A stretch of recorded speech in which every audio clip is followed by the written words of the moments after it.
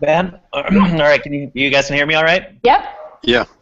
My name is Ben Jurgens. I'm from Fergus Falls, Minnesota, and my main background in sports is golf, but I've had the opportunity to coach both soccer and hockey also, both boys and girls on all the sports. Great. Thank you. And you're, how far are you outside of Denver? Oh, myself? No, I'm in Minnesota. Oh, Minnesota. I'm sorry. Somebody Yep. else was in. All right, Minnesota. All right. Let's see. Who do we have next here? Bill. Hey, can everybody hear me? Mm-hmm. Yep. I'm Bill Austin. I live in Grand Junction, Colorado. I've been coaching football for the last 16 years here in the Valley. And so most of my experience, I've played sports my whole life, but most of my experience as far as coaching has been football. I've done a little bit of baseball, but mostly football. All right. Thanks, Bill. Okay, Kathy told me she was having trouble hearing. Can you hear us, Kathy? She can hear us, but we can't hear her. Okay. It looks like your microphone's muted. Yeah, there's like a mute sign. Yeah, so go up to the top of the center screen and try to hit the mute button. Did you try that? You already tried it. Yes, of course you did. There you go. Try it again. Yeah, we can hear you. Oh, you can hear me? Yes, a little muffled, but pretty good.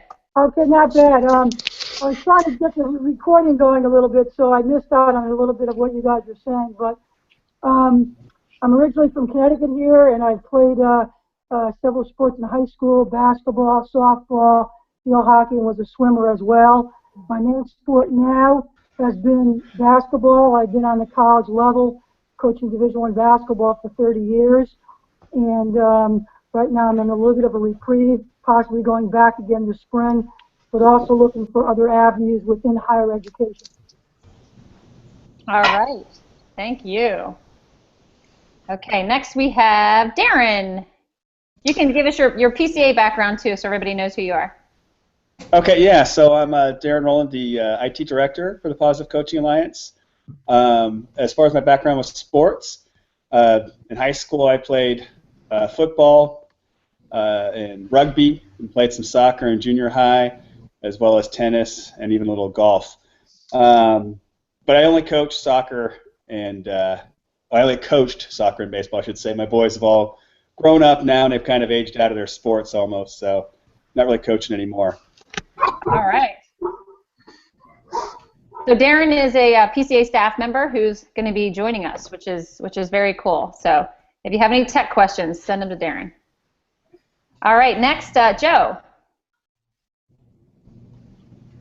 Hi, everyone. Can you hear me? Yep. Real good.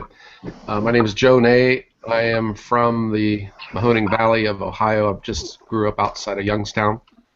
I have a baseball, football background. I've coached softball for 9 years, and I am still very new with the PCA, and I'm still learning my place here. Real happy to be here. All right, thanks. And Cleveland is happy to have you too. I'm in charge of all the scheduling in Cleveland, and they are burning up the books, scheduling workshops, and I am trying to scramble to find people. So we're glad you're here. We're glad you're here.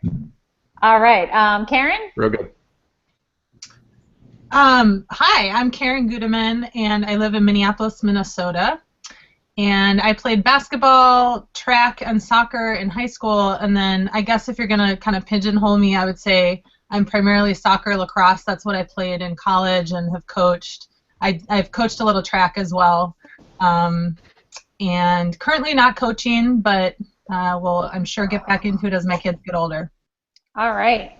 Great. And where are you from again, Karen? What Minneapolis. Area? Minneapolis, okay. All right. Thank you. And Nigel. Can you hear me? I can. Nigel tried on Thursday. We didn't have audio, so. So you can finally hear me now. So my primarily grew up with tennis and soccer was my main two sports growing up, and then finally went into tennis competitively at a reasonable high level. I had no desire to be a coach. I think mostly because of the models of coaches that I have was not a huge positive impact on me playing. So coaching was the last thing I wanted to do, and actually just fell into that by chance, and had some success in that area from the age of 20, and that helped me get myself through college as a coach to some competitive juniors. That's flowed on to traveling the WTA with a player for just over 12 months, and then I started to get into realizing what my issues were with becoming a coach. And then I wanted to start to really affect the coaches of the world. Primarily, this is in Australia initially, and just to see if there's any impact that I can make positively to help them with their athletes reaching their goals and success without burning them out of the sport and demoralizing them throughout their playing career. All right. Thank you. Sometimes the strongest influences are not always positive ones. So that's good stuff to draw from too, though. All right. How about Phil? Yeah, hi. I'm currently in Mankato. I'm a student at Mankato State University, going for my master's in sport and performance psychology. So that's really dealing with effective coaching and getting players to reach their potential and enjoy sport. I was a 3-sport athlete in high school. I played 1 year of college baseball, and really just got into coaching when I was teaching Phi Ed. I'm a Phi Ed teacher as well. I taught for 6 years before coming to get my master's. And really just wanted to work on being an effective coach. And the tactical books that I was reading wasn't really doing it for me, and I stumbled upon the PCA a few years ago, and I'm happy I did. Excellent. And Mankato is in Minnesota? Yes. Yep. Yes. All right. Thank you, Phil. And you, do you want to talk a little bit about, you're intertwined with PCA now, how? A little bit. I've read all the books, or I should say 2 books on athletes and coaches, and I'm applying to be an intern in the Minnesota chapter. Okay, that's what I thought. I knew you had a connection there somehow. All right. Yep. Great. Ruben, I'm going to skip over you. I'm going to let you go last if you don't mind. Taylor, would you go next? Yeah. Hi, everybody. I'm Taylor. I am a PCA staff member also for our San Francisco Bay Area chapter. I am our partner support manager. So I am the liaison between all of our local partners and PCA material. I help schedule workshops and then assist with our other chapter duties out here. And my athletic background, I grew up playing a lot of sports, but chose to stay in the pool. And I played water polo and swam in high school, and then played water polo at UC Berkeley, and then went on to play for a year professionally in Spain before I came to PCA. So that's me. All right. Awesome. I love that about PCA. It introduced me to the whole sport of water polo, because on the East Coast, water polo is like a fairy tale sport that nobody really actually plays except in gym class when you have time at the end. So I'm learning this whole world of competitive water polo. It's great. All right, Woody, how about you? Okay, can you hear me, or do I need to hit something here? We can hear you. You're good. All right. I'm sorry, I was just dropping kids off at practice, so. No worries. All right. Hey, first of all, I got to say, everybody's bio and the resumes out there were absolutely phenomenal. Very humbled to be a part of this team, so thank you very much. Yes, my background is been military for the last 25 years. Joined the military when I was 18. In high school, in terms of sports, it was baseball and wrestling. So beyond that, my focus has always been leadership and resilience. And when I went to coach my daughter's team in lacrosse, I went to my very first PCA event, and was floored by the product you guys offer in terms of what it provides our kids in character development, and that's refreshing to see. All right, thank you. And you're in Colorado as well, correct? I'm in Colorado Springs, yes. Yes. All right. Okay, a couple other people joined in, and I think Blake, would you mind introducing yourself to the group here? Yeah, you guys hear me okay? Yeah. Hello? You there? We can hear you. Yeah. Yep. Oh, okay, perfect. Yeah, I gotta echo Woody's sentiments there. It's terrific to be a part of this group. So I live in Plymouth, Minnesota. I'm glad to hear some Minnesota people out there as well. I guess the last bunch of years in my life I've been playing professional hockey. Retired about a year and a half, 2 years ago now. And as a matter of just trying to stay involved with sport and recognizing how much it's given to me and my family, I kind of wanted to give back a little bit, and have realized that playing is definitely very different from coaching. And when I came across PCA, it was just a vehicle for me to reference and to try to utilize some of the things that as a professional I've been using for the past 16 or 17 years. So I'm just excited to be here, and it should be fun. All right. Thank you. Thank you. Thank you. Now, we had Dan on the line, and we lost him. Dan is from Hawaii, so we're not going to give him any breaks because he lives in Hawaii. So it's 2 p.m. there right now. So I'm not sure if he joins back in, we'll have him introduce himself. We had someone from Hawaii in the last course, and we just never could get the timing right. And I said, why aren't you getting up at 6 a.m. to do these calls? I don't understand the problem. So we'll let Dan introduce himself when he comes back. But Ruben, we skipped over you. Would you mind introducing yourself to the group here? Because everybody's probably met Ruben through email, but maybe has not in person. So. Yes. Hello, everybody. Welcome to Kelly's course. I'm Ruben Nieves. I'm PCA's Director of Training, and I've worked with PCA in some capacity since 2001. Most of my professional career, I was a collegiate volleyball coach at Fresno State University, where I coached the women's team, and at Stanford, where I coached the men's team. And so I'm one of 4 PCA staff members, dedicated to training. So I work with Kelly and a gentleman by the name of Eric Eisendrath, who's in near Providence, Rhode Island. Fantastic, talented guy. And then Sonia DeWitt. If you haven't interacted with Sonia DeWitt yet, you will eventually interact with her a lot. She helps keep us organized and just a wonderful administrator for our department. So I know you are all excited about being part of the team in this course. I'm real excited about working with Kelly and the trainer team. And again, I want to welcome you all and thank you for taking this step forward with us. All right, thanks, Ruben.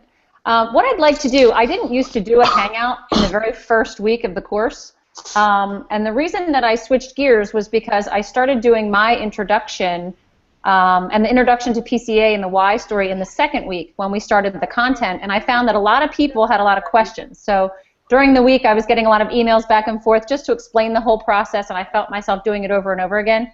So I decided that this week would be a good time to do just introductions, talk a little bit about the process, and then leave it open to questions and answers. If any of you have any questions about anything PCA related or becoming a trainer or how it works, no questions are off limits. So that's kind of what we're going to do tonight. I see that Dan hopped back in. So Dan, if you wouldn't mind introducing yourself to the group real quick, would that be all right? Sure. Yeah, can you hear me? Yep. Awesome. I appreciate it. Thanks for bearing with me. I had some trouble getting online, but I'm in Honolulu, Hawaii. I coach lacrosse at the high school level right now. I grew up in New Jersey, actually on the East Coast, your time zone. So, excited about growing the game out here and getting more involved in PCA. The U.S. Lacrosse is currently a national partner of PCA, so I first heard about it through that.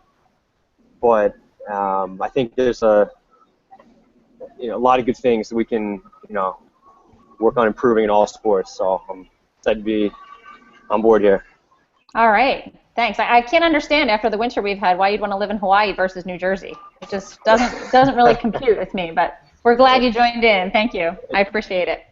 All right. Well, what I'd like to do, first of all, is just kind of go over the process because, emails are definitely not as good as visual, as you can tell. This course was sort of an idea that we tried to put together to train all of you to become really effective, dynamic PCA trainers. And the idea behind it is that obviously, and if any of you took 5 minutes to read any of the bios, for you people that are in this course, you would know you're all way, way, way qualified to do this. And all from different backgrounds, which is something I just absolutely love. But what we found is sometimes that doesn't always translate, whether you were a professional or a collegiate player or a fantastic coach, that doesn't always translate to automatically being a great PCA trainer. Because part of the idea that we have is we are a nonprofit and we have something to share with coaches.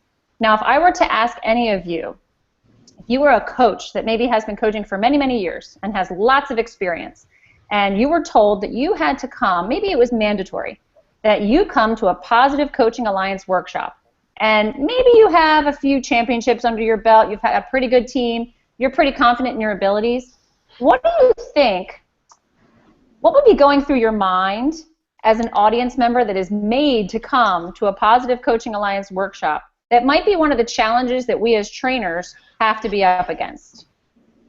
And the way that when there's so many people on the call here, if you just want to call out, you don't have to raise hands or anything, but I just want to let you know if two people talk at the same time, it's going to pick the one that went first, and you're going to become big on the screen. So the other people just have to kind of wait.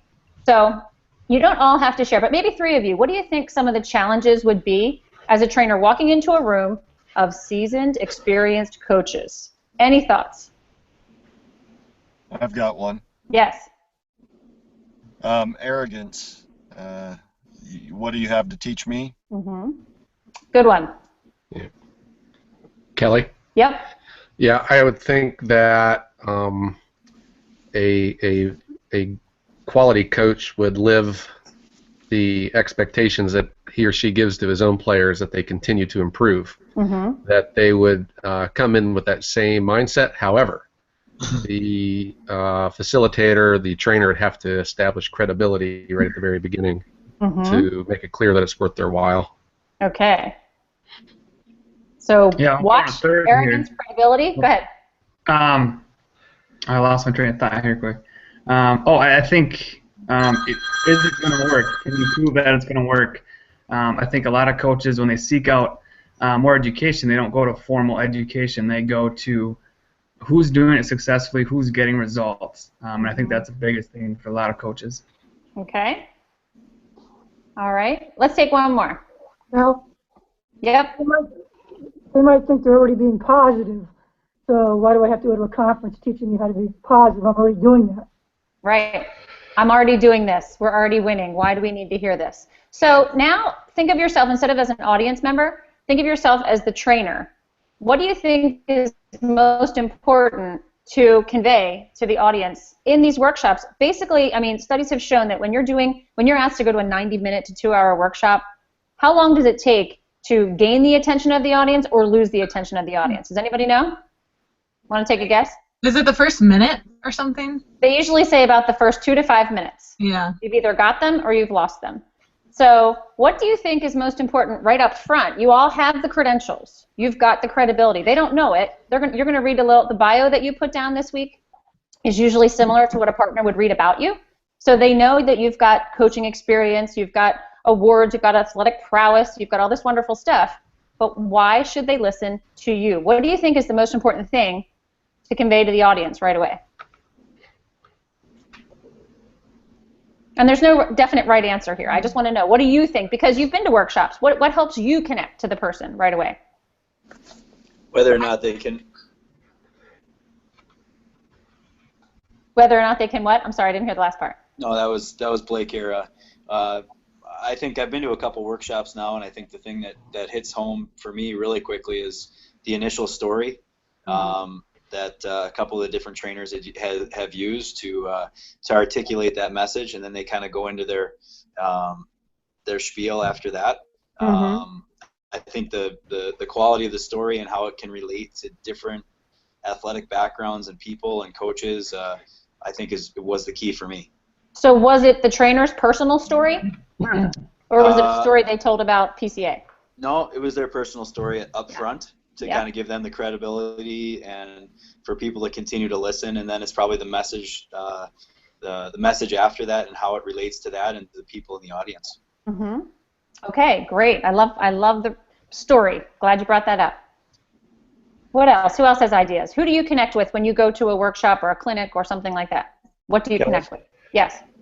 You know, when I go to workshops or conferences or whatever it might be, anytime they have a human aspect, I think you know, if somebody takes an interest in you as a coach and they're still trying to train you in whatever it might be, whatever advice they're giving, but the trainer themselves is interested in the actual people out there, I think that makes a huge difference.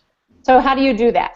How would you go about getting, if you're in an audience and you've got 50 people, how do you convey that human interest? I think that by either sharing stories, giving some feedback, having them give you some feedback, but also not coming out as though everything that you say is the only way, in my opinion. You know, because at least in the classroom, I mean, you see students shut down. You see those same people shut down in meetings as soon as the administrator says that there's one way to do this and that's the way it should be. In my opinion, you see people go down, and so I think by sharing ideas with the people and wanting their feedback, I think that's a positive. Good. So interaction, I heard you say, and feedback. I like that too. Yep. All right, one more. I think that passion is very important. I think that the coaches that I gravitate to, that catch my attention when I go to coaches clinics, have a lot of passion for what they do, and that comes through in how they speak and how they present. Absolutely, Bill. I agree. Definitely. So I've heard connecting with a personal story, human interaction. You want to have a human side to them. They want to take an interest. You want to make sure they've taken an interest in you. You get feedback right away, and they have passion. And I couldn't have said it better myself. Those are the three that I definitely would stress right away. Those are the things that in the next week or two, that's what we're going to be trying to formulate for you. What is your passion? I think the most important thing when Blake said the story, your story in the first couple minutes is your why. Why are you here? And why should these people listen to you? You obviously have an interest. You obviously have a passion. There's so many people that I talk to that say, when I ask them why they want to become a PCA trainer, they say, because I've been living it. I've been doing it. And I always say that to coaches. We're not inventing something new here. We're sharing ideas that coaches that have been successful for many, many years have said, you know what, it works. Or you wouldn't believe the way I coached 20 years ago versus how I'm coaching now and the difference I'm getting out of these kids. And I see heads nodding. I mean, these are the things that we hear over and over and over again. So I think conveying that connection, that why, to the audience is really, really important. Now, there's a lot of you on here, so I'm not going to hear all of your whys right now, but do any of you have a short why story? Why do you want to be a trainer? Why is this important to you that you would take time out of your schedule right now and for the next few weeks to be a person that's going to share this with people that sometimes, frankly, don't want to hear it? Kelly, I've got one. Okay. I would just stress that, you know, you as a coach do have a huge opportunity to leave an impact on a young man or woman. You know, you think back to the coaches that influenced you, right? Those people left a mark somehow, right? And you know, I personally, you know, I had a lot of great coaches, but I also had some that I think could have been better. You know, and what is the opportunity lost there? You know, if you think back, right? You know, we all, I think, ideally want to create a positive experience as a coach, but you know, I think it's letting our audience know that we're interested in helping them reach their potential as a coach and a mentor. Great. I like that. I think that I would connect with that right away. You know, you're always talking about the kids' potentials. It's nice to think I'm going to meet my potential as a coach. That's a great way to look at it too. All right. Does anybody else have a why? I've got a league that I coach in. I've been coaching it for 16 years. We have a lot of new coaches, dads that come in and start coaching because their child is playing. And I see a lot of them that have great intention and want to be there and want to do the right thing, but don't really know exactly how to do it or why they're there other than the fact that their kid's there. And I think that being able to spread the message that, you know, being positive and giving all the kids a good experience is going to go a long way. And so that's kind of my why is that. Okay. Sounds like you want to make a difference. Absolutely. All right. Sorry, can I go? Yep. I would say that one thing I'm really passionate about is talking to coaches and connecting with them around the idea of seeing sports as an educational opportunity. I feel like there's a lot of pressure in our culture to see sports as having a different set of rules and to really think that, you know, behavior and values are different than, say, in a classroom or in a household. So I think challenging, you know, even veteran coaches to really kind of look back at some of their behavior and just really think about it as an opportunity to educate in the same way it would be in the classroom. Yeah, absolutely. I actually just observed a trainer from the last course who just presented his first solo workshop. His name is Randy Nathan in New Jersey. And I was jotting down notes left and right because I was learning things from him. And that's why I love doing this. I always learn things from people. But one of the first things, it was all youth baseball coaches. Most of them were coaching, you know, U8 and below. And he asked how many of you were trained teachers.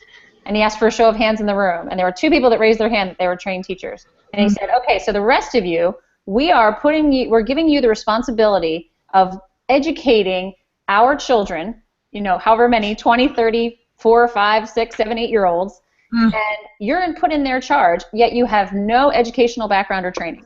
How is that possible? And it just hit me, like, for once I thought, wow, you're right. We actually don't stress the character education training with anyone. I started out coaching. I was a teacher. Mm-hmm. The very first coaching clinic I went to was drills, how to set up lines, you know, how to do shooting drills, like all the skills and drills. It wasn't how to get the kids motivated. So that's what PCA meant for me when I first started. My why was because I felt that I was a good player. I was a good coach. I was a very competitive person. I played 2 Division I sports in college. I grew up sandwiched in between 2 brothers, and I had to fight for everything I had growing up.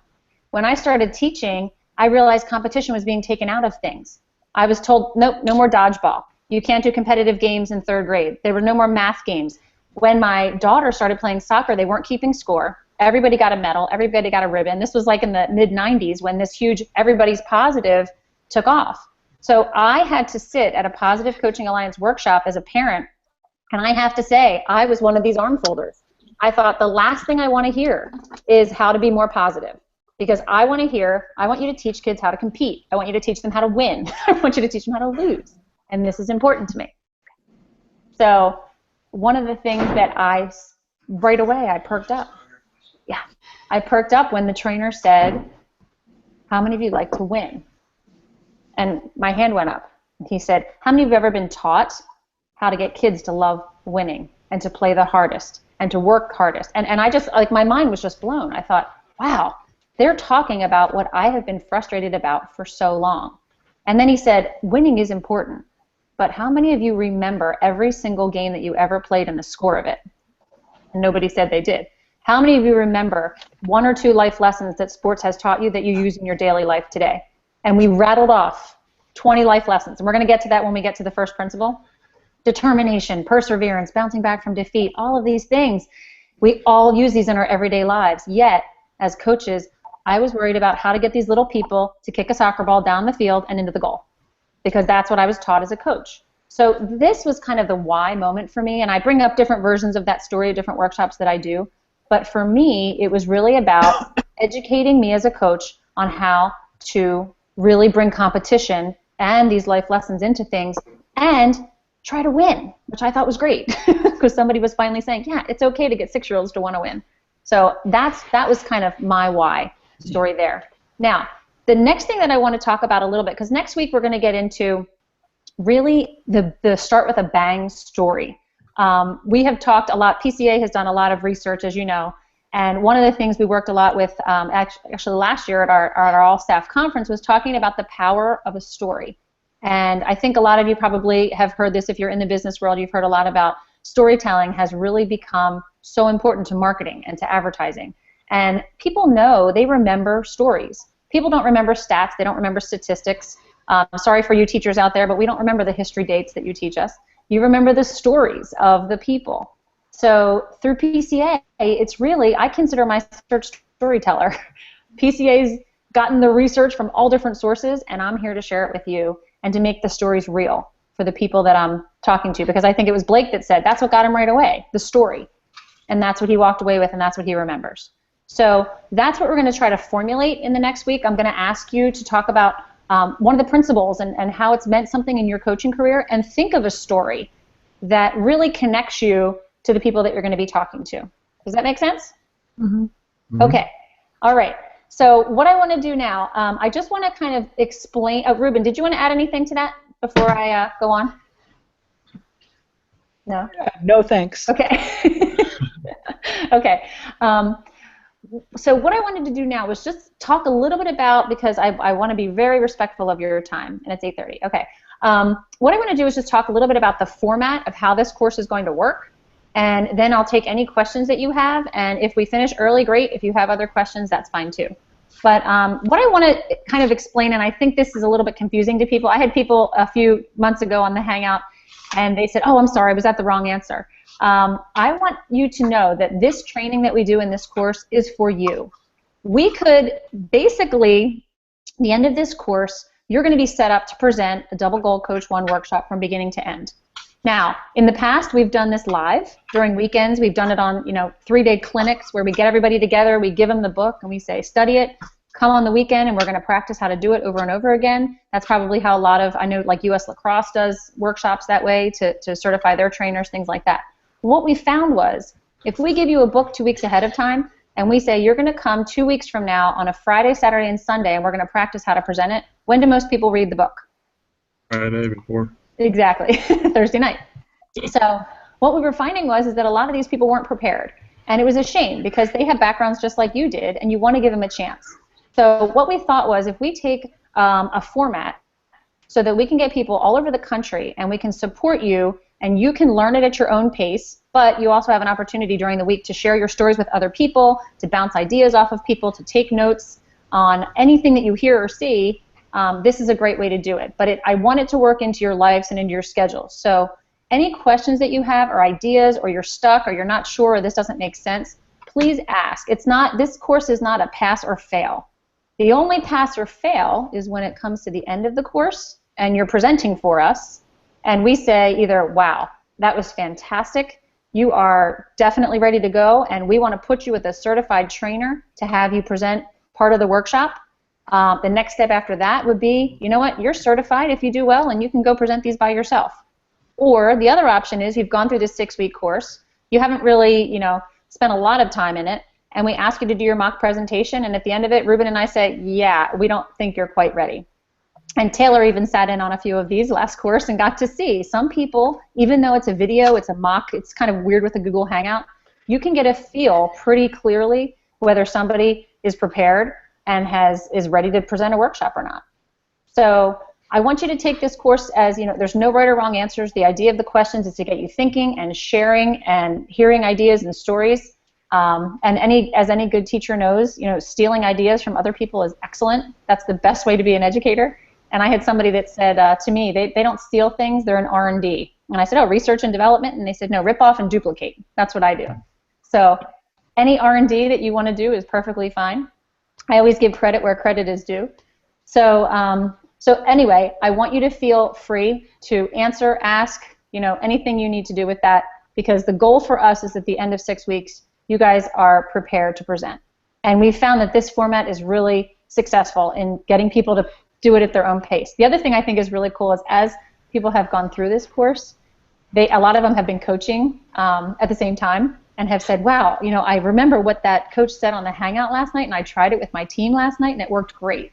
So it does give you time to kind of let the principles sink in. It's not like, just opening up your brain and cramming the information in. It gets you a chance to, each week you have a different principle to focus on. So if you are coaching, it's kind of a bonus, because you have Elm Tree of Mastery Week, and you can work with your players at that moment on mastering skills. And the next week is filling emotional tanks. And I tell people, focus just this week. This is what you're learning about. Watch what happens when you tank fill. So some of the stories are kind of emerging as we go. So I'm going to stop talking for a second, and I'm going to ask if any of you have any questions, little, big, whatever it is. You've got Ruben, Taylor, myself, or anybody else in the group. I want to give you an opportunity.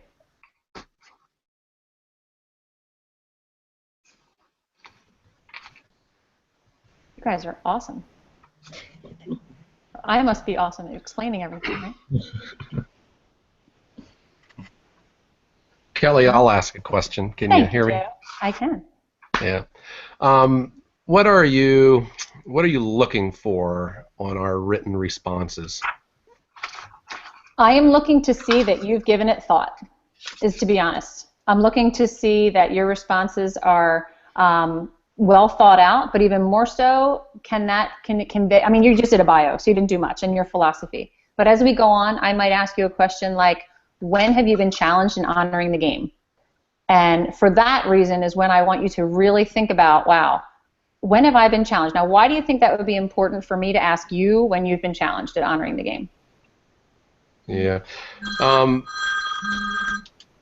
Someone's calling. Yes. Yeah.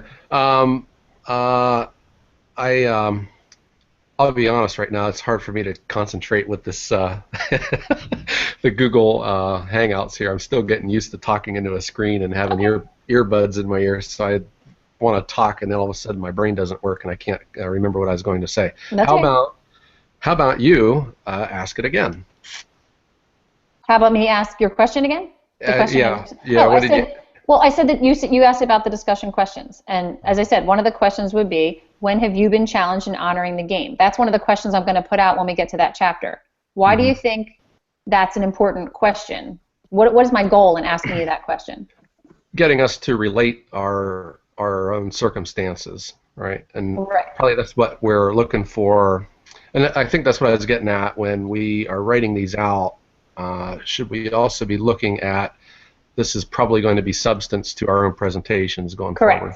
Yes. Right. That's how I want you to look at it. I don't want you to look at it as it's a test.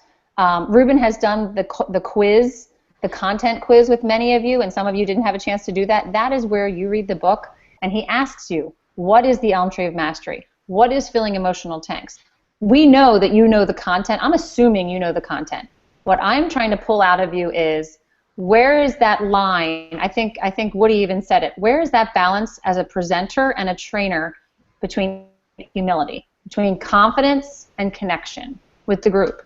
Because all of you have probably been to a workshop or been to a talk, and the person up there just thinks they have all the answers, and they know it, and I'm going to shove this stuff down your throats, and I'm going to make you better coaches, and I can have passion out the wazoo, but if I have an attitude of arrogance, you're not going to get anybody's attention. However, if you have a coach that says something to the effect of, boy, I can't believe now looking back, I used to scream my head off at officials left and right. I thought that was the way to get the call in my favor. But you know what I learned? And I'm going to talk to you about this when we talk about honoring the game, that respect for officials is probably one of the most important things you could do as a coach, because it has a ripple effect and, et cetera, et cetera. Who would you be more apt to listen to? Yeah.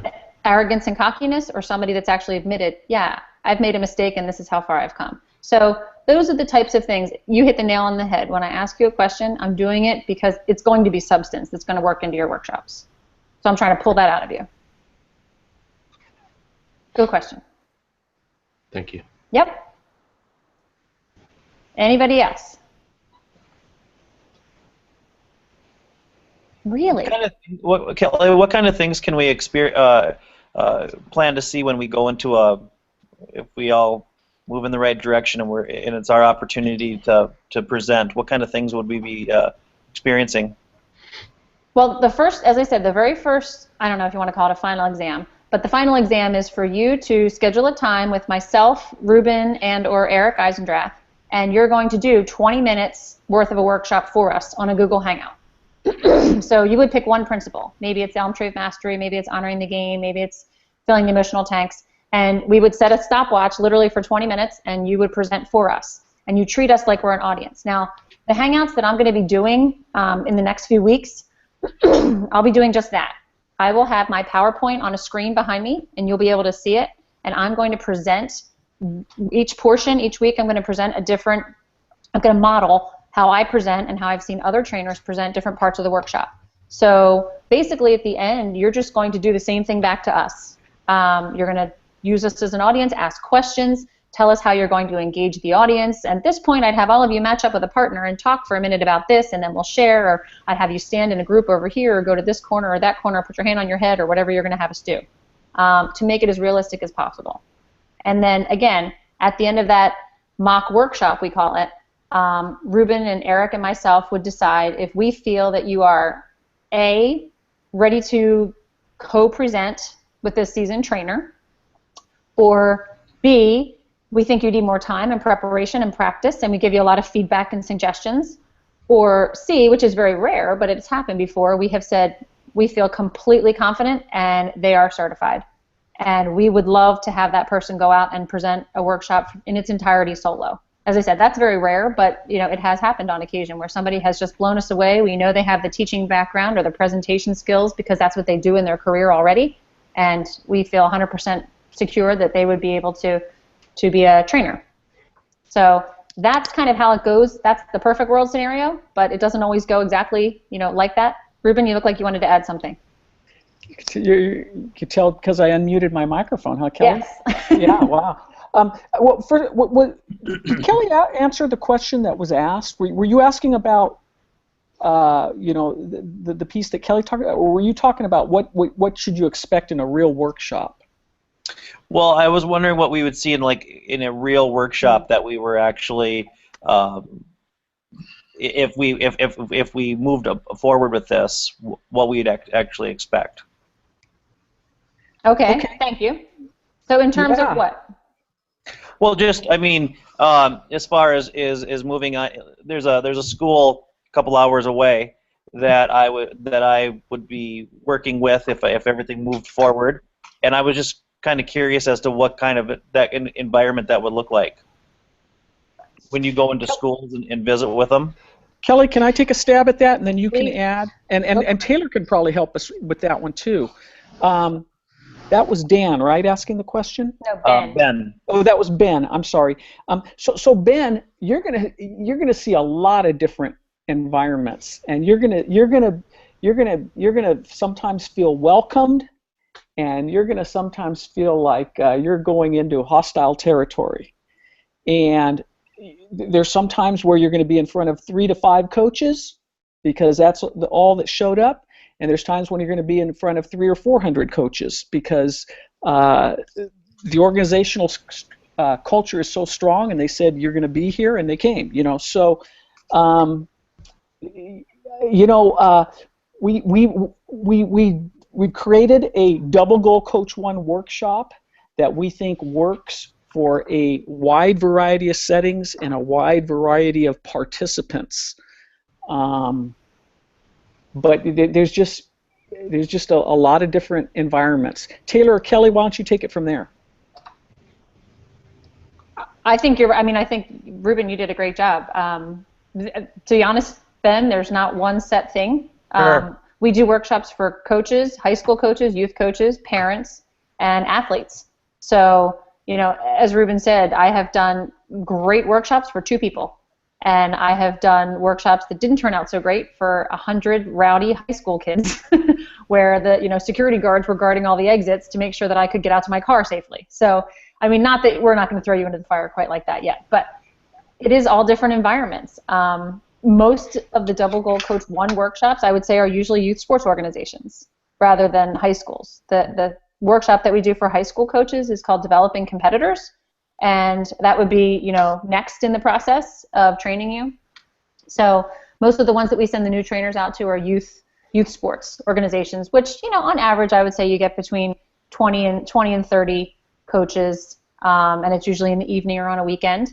And as we said, sometimes you are welcomed with open arms, and they can't wait to hear. And you talk to the partner before you do the workshop, and they say, "Oh, we just love PCA. We're so excited about this." And other times you call the partner and they say, "This is why I want you here, because we've got parents screaming at officials, we've got kids crying on the field, we've got referees quitting, So it really runs the gamut. Obviously, I like the first one better, but it really is a variety. Taylor, did you have anything to add? Yeah, I guess one logistical thing for everybody going out to a partner is to make sure that you get a hold of the on-site contact person beforehand, and that's something logistical that happens later on. But that I think will give you the best sense of what to expect. Asking questions like how many people you expect, what level of coaches these are, what age groups do these people coach, trying to get as much information as you can beforehand so you don't get there with a certain plan in your head and then have the reality be something different. Mm-hmm. Well, and that call that Taylor's talking about, that's where you also find out, am I going to be indoors? Am I going to be outdoors? Mm-hmm. Is there electricity? Is there a nice screen to project onto? Or do I need to be ready to think about how I'm going to project? Is there something happening before the workshop where there's going to be a quick transition into the PCA workshop? Mm-hmm. Or when I get there, I have unlimited time to set up, to change the seats the way I want to. So there's, that's one of the things where there's no standard. There's variety in the setting. Somebody here is going to do a workshop, and 10 feet away, there's going to be a football game going on, or youth gymnastics, and you're going to have to deal with the sound and the attention. And if there's anything that's standard about a PCA workshop, is that no two are exactly alike, and there's always going to be something. There's always going to be something that's imperfect about the environment in which you're conducting this workshop. You know what? I guess occasionally you get this perfect, beautiful conference room but that's not that often. And Kelly, one other thing. I think everybody knows this. PCA does, as Kelly said, we do workshops for coaches, for athletes, for administrators or leaders, and for parents. We have about 12 different workshops. You're getting certified in one of those 12 workshops right now. And so when you go through this process, our goal is to certify you in the Double Goal Coach 1 workshop. You go out, you present it, you get some experience, and then we add certifications from there. The additional certifications will not be this process. Okay, you're learning 90% of what you need for our parent workshop and for our leadership workshop through this course. And so the additional certifications, you'll work with Kelly or Eric and me one-on-one in most cases. And at that point, we just got to make sure you know the content and format of that additional workshop that we're certifying you in. Mm-hmm. Does that help, Ben? Yeah, thank you so much. Yeah, absolutely. The other thing I did want to bring up that I skipped over my agenda. I did send you all the what was called the SMAC recipe, the SMAC recipe. It was attached to the first week's announcements. If you get a chance to look over that, that is sort of the recipe for the perfect workshop. And we borrowed that from Jim Collins' book, Good to Great. And having a system approach to it, we can tell all the trainers that if you follow these, I think there's 11, yes, these 11 steps, that's going to create a super environment for you. Now, as Ruben said, there's always an unforeseen, basketball game going on right behind you, or I had a great one where there were baseball tryouts going on in the same room that I was in. I was in a huge room and there were baseball tryouts. Now, how many parents do you think are watching me when their kids are trying out for the baseball team? Not very many. So, but anyway, these are the things I would like you to look over if you do, if you didn't get a chance yet, because those are the things that I'm going to kind of intertwine and thread through every Hangout that we do. I bring out one of those. Now, next week we're going to be talking about Start with a Bang. That's where we're going from here. What is your story? How can you engage the audience? How can you get multiple voices in the room within the first 5 minutes of a workshop? And so that's what you can kind of start thinking about. I want you to start thinking about your story, thinking about, the question for next week is, which principle do you find that you resonate with the most? There's, right away when we teach these principles to the coaches, the end of the workshop, I always ask, okay, from what you've heard tonight, what are 2 or 3 things that you're going to take with you? And it's different for everyone. Some people say, oh my gosh, filling the emotional tank, that's exactly what I need to use with my team. Thank you so much. Someone else would say, I'm a scoreboard. I had somebody come up to me and go, I'm a scoreboard-focused coach, and I had no idea.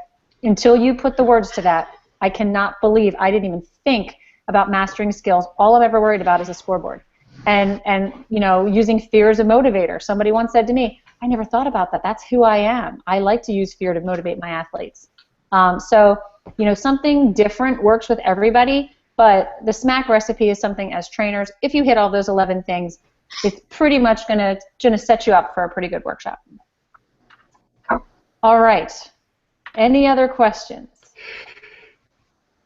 Now, the only other thing I do want to say, as I said, this is for you. This course is for you. I give you feedback. Other people give you feedback. It sounds cliche, but you get out of it what you put into it, seriously, because a lot of times at the end, Ruben and I will watch somebody present, and after the presentation, or after the workshop, the mock workshop that you do, he'll say, well, has that person participated a lot in the course? And I'd say, well, they made 2 Hangouts and they only answered 4 out of the 6 questions, and it's pretty obvious that the person hasn't really engaged.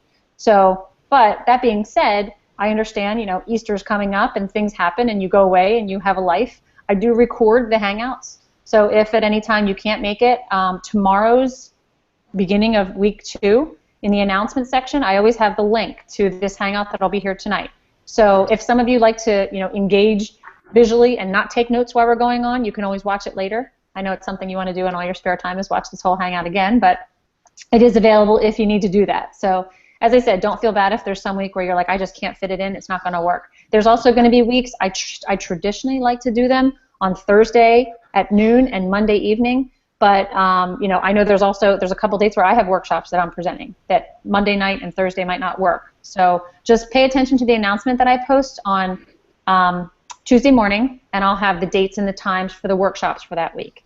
And if you have an issue with it, just let me know. But the other thing that I love to do at a workshop is end 5 minutes early, because that gets everybody excited. So I'm going to give you that little thrill tonight. So I'm going to end 5 minutes early. However, if you have questions for me, I'm going to hang out for a couple minutes if anybody has any last-minute questions. And if not, I'm just really psyched, guys. You guys got on a Hangout. Everybody's answering the questions, and it's been really great getting to know you, and now I can put a name with a face. So thank you very much. I appreciate it. Have a good night, or afternoon in terms of Dan in Hawaii, but I think it's always a good afternoon in Honolulu. So thanks, guys. All right. Well, thank you, Kelly. Thanks, Kelly. Yep. Thanks, Sal. Way to go. Yep. Hawk will never die. The hawk will, oh, that's yeah.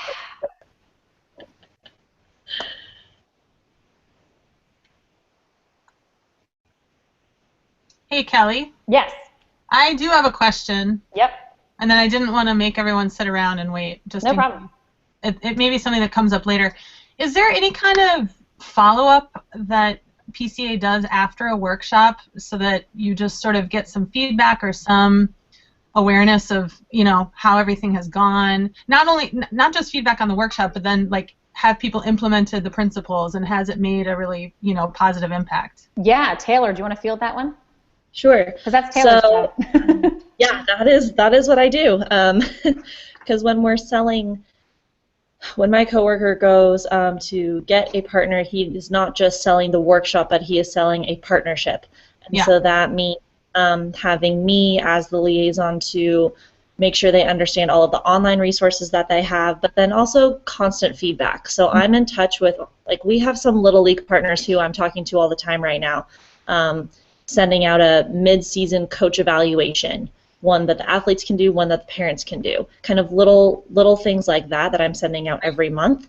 And then even after their Little League season is over, which is pretty soon, I'll still be sending, hey, we have a new resource in our Development Zone website. I think it would be great. Please forward it to your coaches. That's a big thing that we're really pushing right now. Mm-hmm. And as far as more structured feedback, that's something that actually my account management team is really working on this year. And because we want to kind of calculate, okay, retention rates, how many kids are staying in your programs, what are people really pulling away, how many coaches are staying in coaching, because a lot of people leave after their kids are done. So those are things that we're working on. They're not exactly systematic yet, but those are things we're trying to do. Cool. And then I guess related to that, do you receive information prior to the workshop? Are there kind of questionnaires that people have to fill out that then are shared with the presenters so that we do have kind of that bigger picture of why they've asked you to come in? And Well, sort of thing? sometimes you do, more often than not, you don't know much about the partner when you are asked to do the workshop, and that's why we call it the 3-day ahead call. 3 days ahead of the workshop, you'll get a reminder that you're going to be doing that workshop, and that's why that phone call is so important, because that's where you can ask all the questions, and I have a list of questions that I like to ask. Okay. But that's where you can find out logistical details. What's the room look like? What's the setup? But also, why do you want me here? What's going on? How do you? And I always ask, how's the behavior of the parents? Are they supportive? How are the kids reacting to the coaches? Are there any issues that you have? How's the respect towards referees? I mean, I ask the questions because a lot of times the groups will just say, "Oh, everything's great. We just think you'd be a good workshop or whatever." So then when you start asking, they're like, "Oh, come to think of it, we have had trouble and."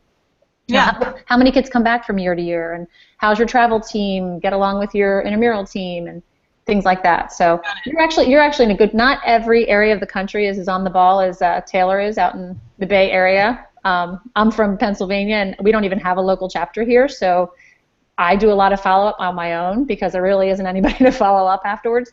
But Minnesota, like Deb and Andrew out in Minnesota, are very sharp and they're on the ball. So you're sitting in a good place. Awesome. Cool. Thanks, you guys. I don't want to take up any more of your time. No, that's okay. All right. Thanks, Karen. Bye. Thanks, Taylor, for your input. Yeah, of course. Thanks, Kelly. Yep. Take care.